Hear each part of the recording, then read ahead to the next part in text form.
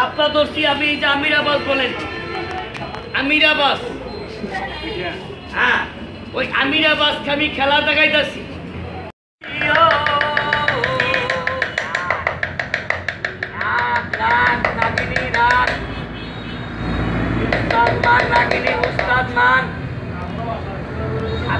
দেখেন আমি আপনাদের বেশি তার দেখাইছি, সাপের তার তো দেখাই নাই। সাপটা মারলো আমার হাতের মধ্যে কিভাবে পেস্টটা মারে, আপনি পেস্টটা দেখেন। এই সাপটা বড় বড় গাছে থাকে, এটা পাখি ধরে খায়, এক গাছের তলে আরেক গাছে যায়। এটা সুযোগ পাইলে মানুষের কামড় দেয় নাকে মুখে। এটার নাম বলে ভিংরাস, আবার কে বলে পারতাস, কে বলে দুর্তাস।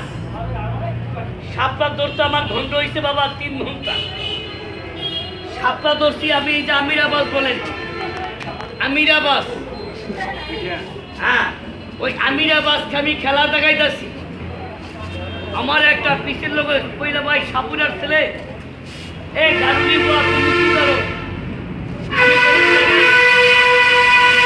সাবধান, আমার পেশা, যত বড় শাবক আপনি আমারে দেখাই দিবেন, আমি ধরে লাভ। সাপও ধরি, খেলাও দেখাই। ভাই আপনি অনেক খেলা বন্ধ করেন। আমি কেন, কি হয়েছি? ভাই সাপ একটা দেখছি। আমি বললাম কোথায় দেখছেন? ভাই আমার বাড়ির পিছনে। কি সাপ দেখছেন? ভাই সাপের নাম জানি না। আমি বললাম কিভাবে দেখছেন? ভাই সকালবেলা বন্ধ লেগে গেছি লেফটিনে। ভাই সাইয়া দেখি ওই লেফটিনের সামনে একটা গাছ আছে, বট গাছ। ওই বট গাছের মধ্যে গুড়ার মধ্যে গাছাই রয়েছে। ভাই সাপ দেখিয়া আমি বদনা ভাবে মাসে দৌড় ভয়ে, ভাই কেউ পায় না। সাপ সাপ কইছি, ওই বাড়ির মানুষ কি হচ্ছে লাঠি শুরু হইয়া পিডিয়া দাদা লেফট ভেঙে রাখছে, সাপের মারতে পারে না।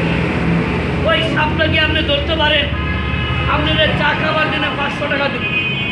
আমি বললাম দেখেন সাপের নামটা করতে